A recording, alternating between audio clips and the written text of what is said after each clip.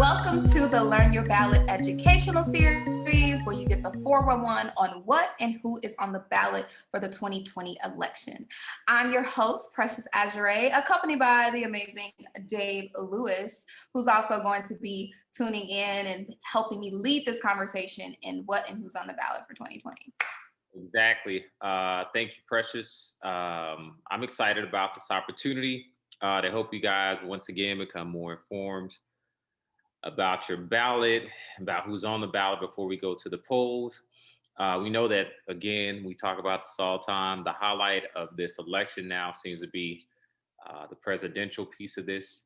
But we're here to build awareness on the local level candidates and help you guys better understand how these elections affect us on our day-to-day life, and not just from a federal level, but also from a state and a local level.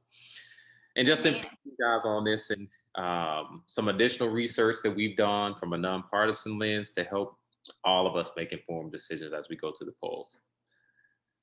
Awesome. Yes. Okay, so let's just dive right into it. So today we're going to go over the Texas Court of Appeals, the Texas District Courts, and the House of Representatives. This is a lot of people, a lot of courts, a lot of judges, a lot of people in these legislative roles. How is this court system structured? Just to kind of give us a visual of how all this works together. Right. As Precious said, like, this is a lot. And if you're like the average person, even myself, in doing this research, I realize how significant all these roles are and how they affect us, but also how it can be overwhelming trying to figure out all this stuff. Thank God for research and Google and data collectors such as Precious and her team to help us kind of navigate this stuff. So as we mentioned yesterday, so Texas is one of 3 states that has 2 last resort courts. So there's a Supreme Court, which we talked about yesterday. So there's 9 judges, and there's 1 court and there's 9 judges in that. And then there's also, which runs parallel to that, it's the Court of Criminal Appeals. This is a statewide jurisdiction, and this is sort of where the final hearings take place in these criminal cases. And then, there's a level below that, and that's the Court of Appeals. And so this is the court. There's 14 of these courts, 18 judges in the state of Texas. And this is also an intermediate level for trial cases, or the civil cases take place in these courts. And then just below that, there are the district courts. The district courts, there's 456 of these courts. What is the need? What is the need for all of these courts? Is it just because there's a lot of crime happening where we need all these judges? Because this is a lot to take in. And that just shows you how we have criminalized almost everything in this country, in this world, especially in this state. There's all these levels and layers that are supposed to aid in people getting justice, but we know that's not the case, especially in our communities. But just to let that sink in, there's 456 district courts. That's in Texas. There's 456 judges assigned to these courts.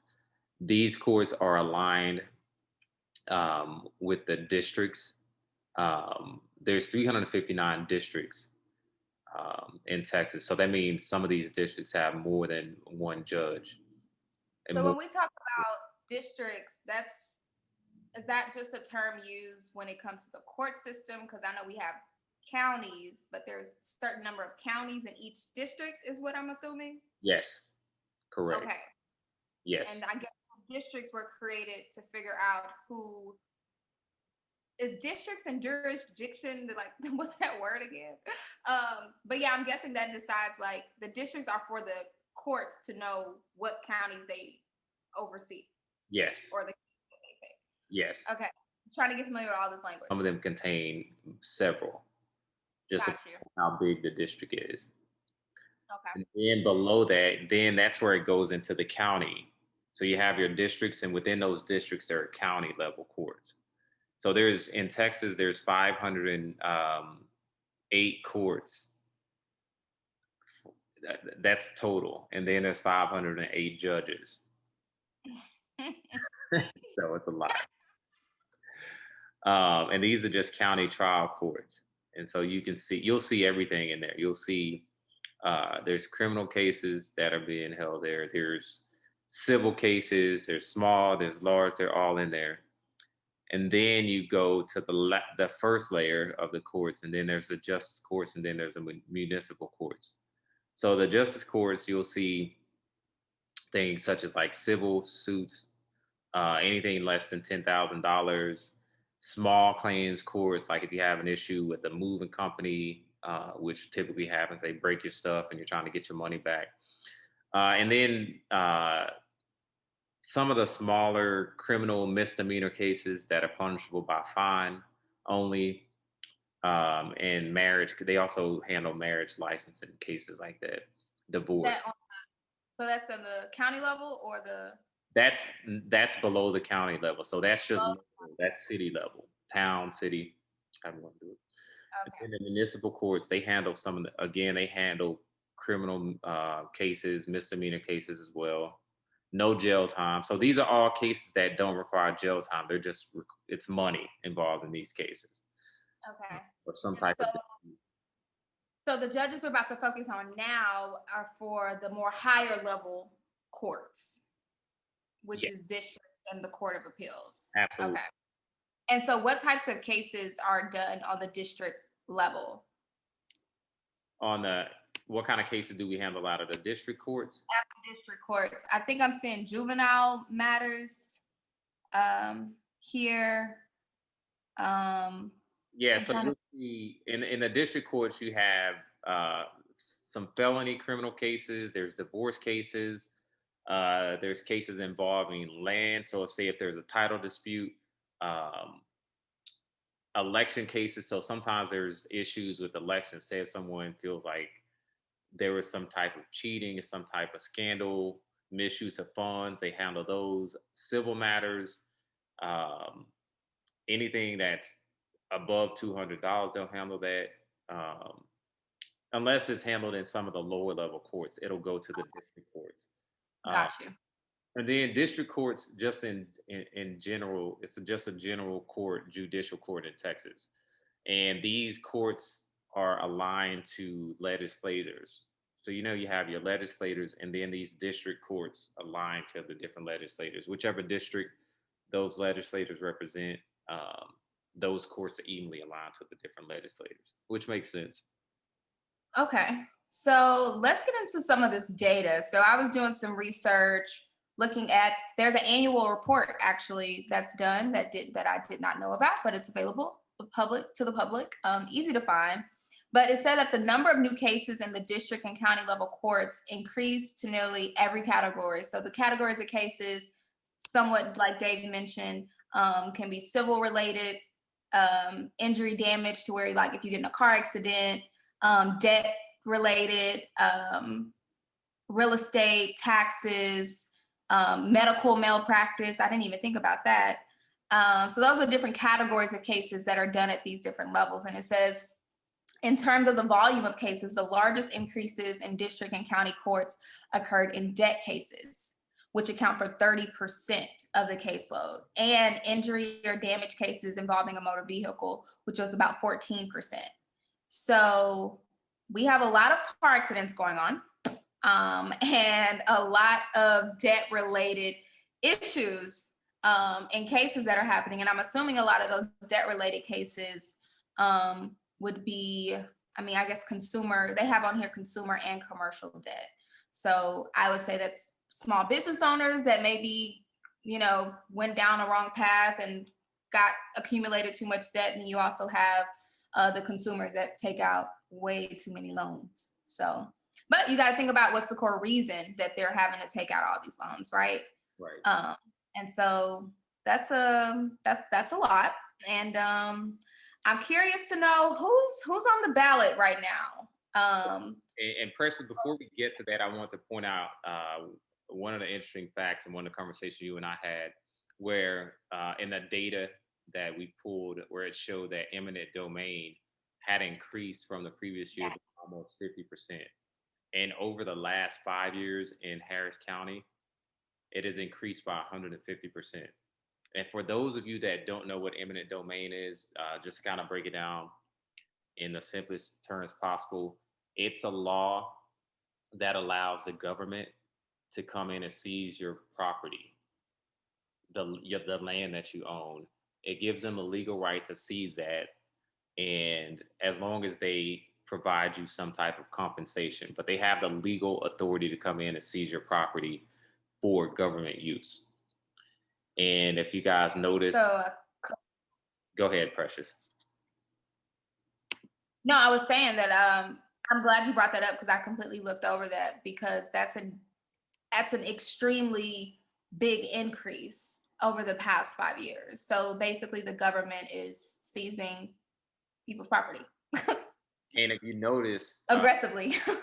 yeah, and it talks about how these are some of the cases that are being tied up in the courts right now, and it talks about 150% increase. So an example is now the text dot, like they're looking at the 45 expansion, and there's a lot of pushback against that. There's a lot of people in those communities that are saying, no, we don't want this highway being expanded. This is going to affect my business. This is going to affect where I live at. This is going to affect a lot of things. And so all these things are being caught up in the courts right now and being disputed because of that. But yeah, I mean, I think it's important to discuss that for sure, Precious.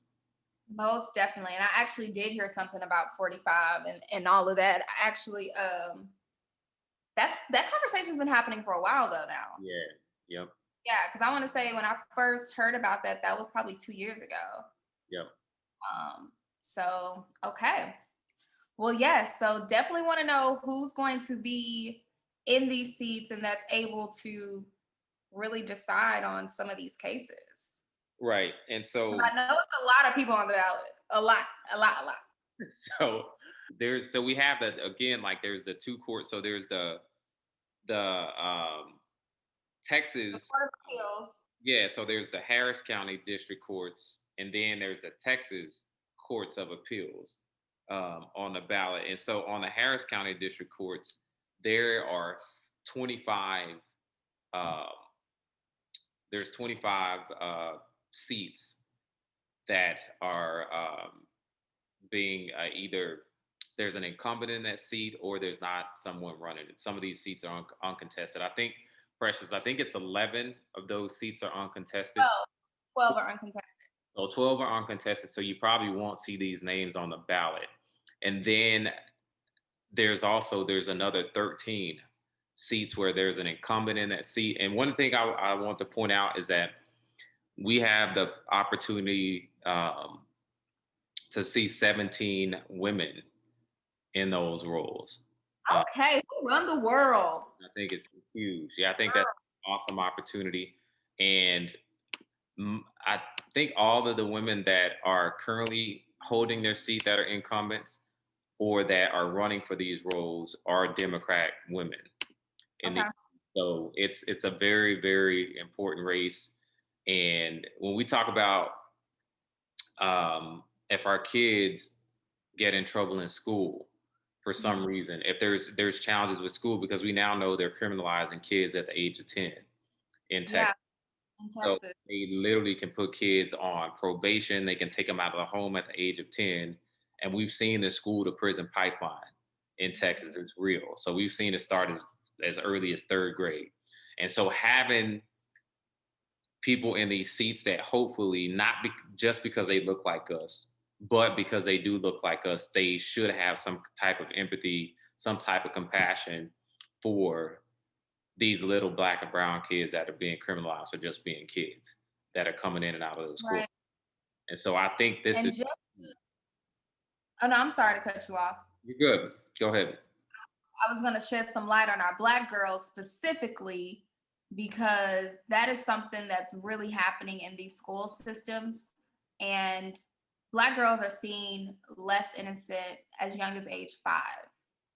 That means they are seen as like needing less care, needing less protection. And so when you have these judges that aren't aware of just the term is adultification of Black girls, Right. that's important. And having that implicit bias training and understanding just bias in general. And I think it's important that there's like continuous, like just trainings and things for these judges that are making these life-changing decisions for these kids, and, not putting them on the path. We're trying to focus on really like the coming out of prison to school, because a lot of these kids get in the system so young to where they're like, okay, what's my future now? And so the goal is to not even put them in the system. Absolutely. And so having judges that, that having that platform, or one of those things being their primary concern is our kids and the next generation, is very important. So I know Dave's going to get into some of the candidates, but definitely look into what their primary focuses are.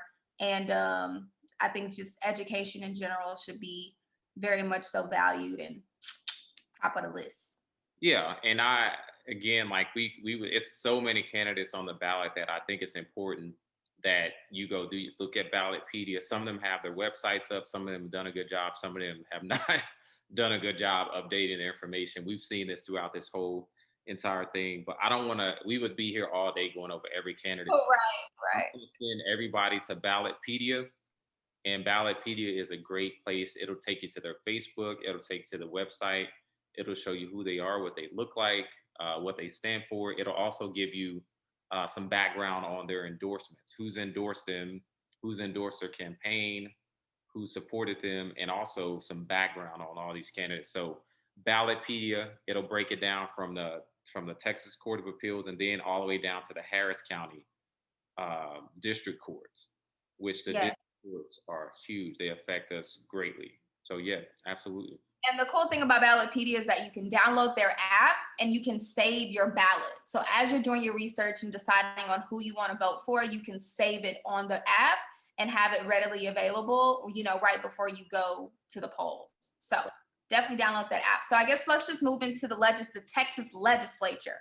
Yep. I haven't even used the word legislature since I was like in government in middle school or high school. So let's talk about the legislative branch. I'm literally the one we're both, really relearning how this system is set up, how it affects us. And so it's just, we definitely took ourselves back to school with this one. But I feel good because now I feel even more competent to talk to other people about how these things affect us. So the Texas Legislature, that holds the Senate and the House of Representatives. So there's a 31-member Senate and 150-member House of Representatives. The capital is in Austin, ATX. They have really good tacos and really dope concerts, if you haven't been. But yeah, so it's a powerful arm of the Texas government, not only because of its power of the purse, the power of the purse to control and direct the activities of state government, and the strong constitutional connections between it and the Lieutenant Governor of Texas, but also due to Texas' plural executive. Now, plural executive, I don't know exactly what that is. Dave, do you? You said plural executive. I just read that and I was just like, plural executive. I know that when I hear the word plural, I'm thinking about all these different levels of courts that we just talked about. So that could have some type of alignment, because I know you said they're all aligned and they work hand in hand. But yeah, so this all got started in 1845 was when the Texas Legislature got put into place. And so, guys, there's this thing called the legislative session, which is where they do all of the voting on the different laws and things that we should implement, change, amend, all of that. So we're actually coming up on the next legislative session of January of next year. And it's typically a 140-day calendar day period. Let's see, what other fun facts did I find? So in Texas specifically, the lieutenant governor is elected statewide separately from the governor, which presides over the Senate. So that's another thing I did not know as well, that the lieutenant governor presides over the Senate. And that's also an elected position. So that's something that we can't vote on. But the Speaker of the House is something that's voted on by its members. And I think it's also important to know, once a bill is passed through that legislative session, it doesn't go into effect until 90 days later. So I know there's a lot of bills that are being worked up for like the George Floyd bill, and a few others as well.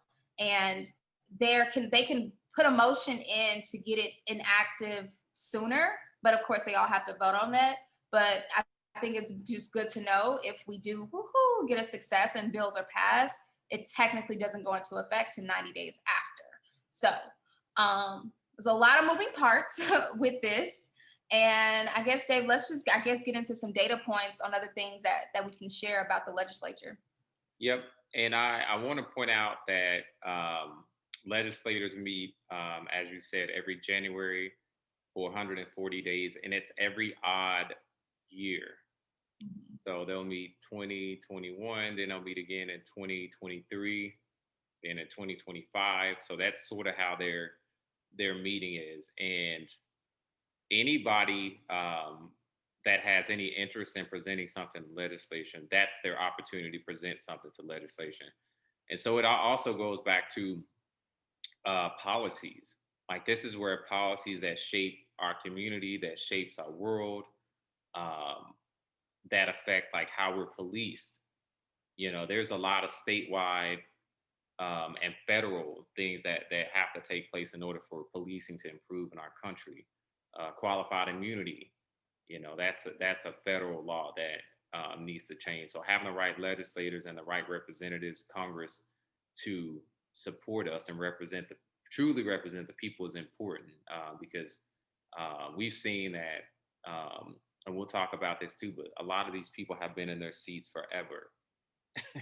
Yes, we'll definitely get into that. Forever, and especially in Texas. I had pulled this up on my phone, Precious, when we were talking, but one of the interesting things that we found out is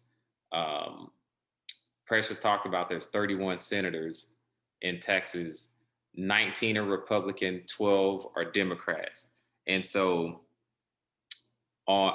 so there's only on the ballot right now, there's John Cornyn, who's on the ballot as a Republican. He's the incumbent. And then there's a Democrat, that's Mary Jennings Hager.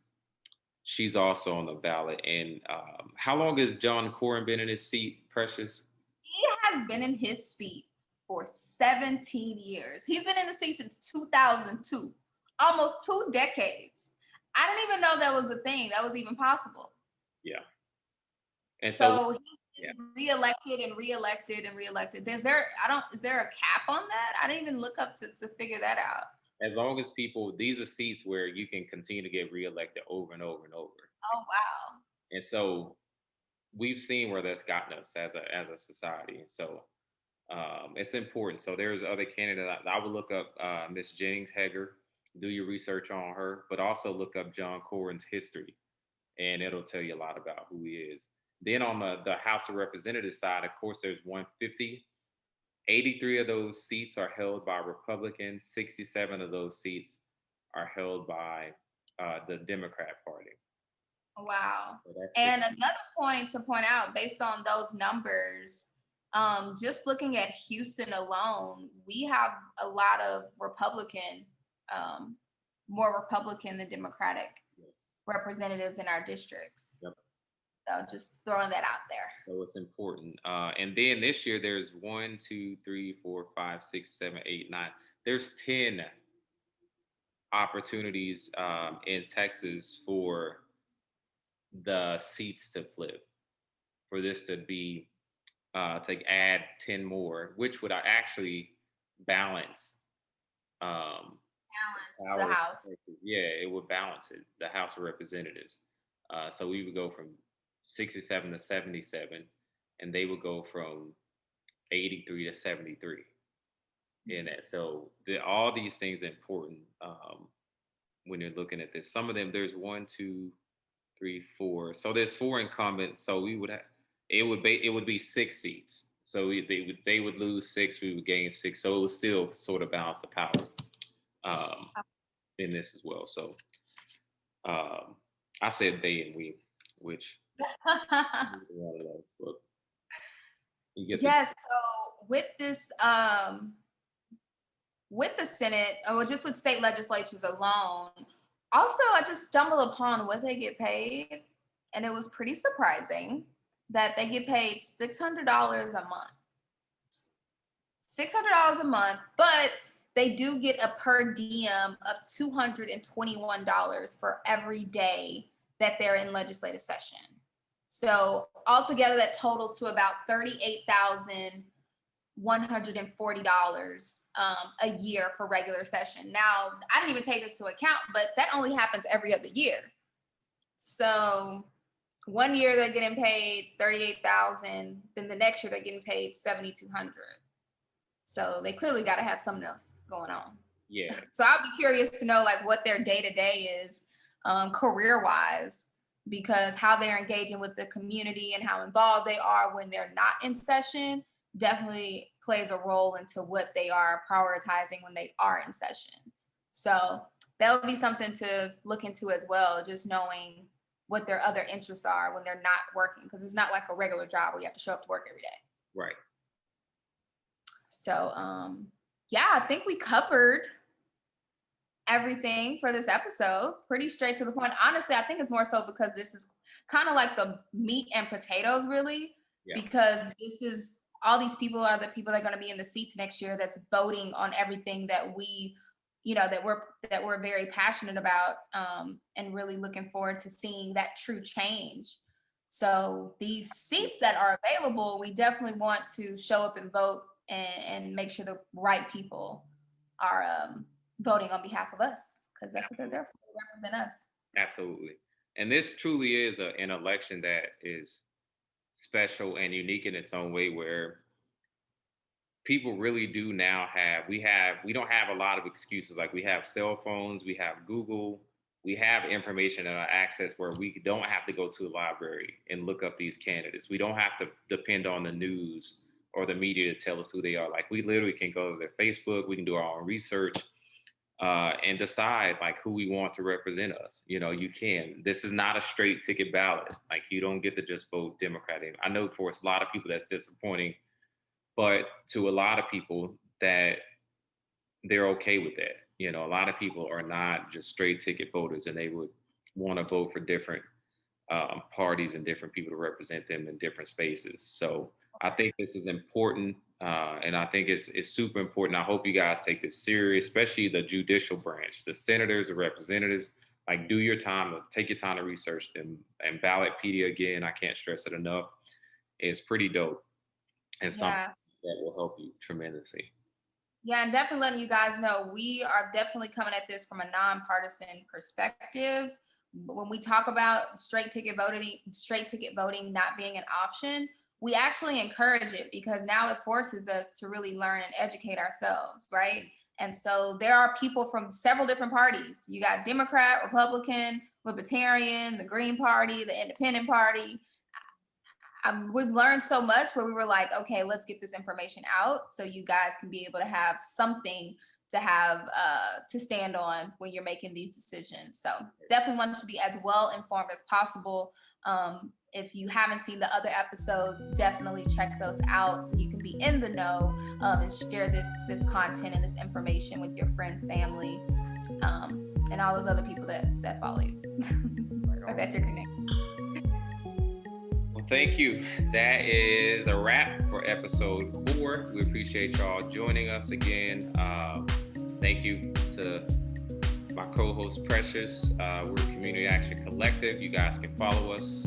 We're a group of just everyday people that really do care about our community. Our website is communityactioncollective.com. Our Facebook is Community Action Collective. Our tags on Instagram and Twitter are at CAC Houston. So you guys can follow us there. But thank you. So see you guys next time. Peace.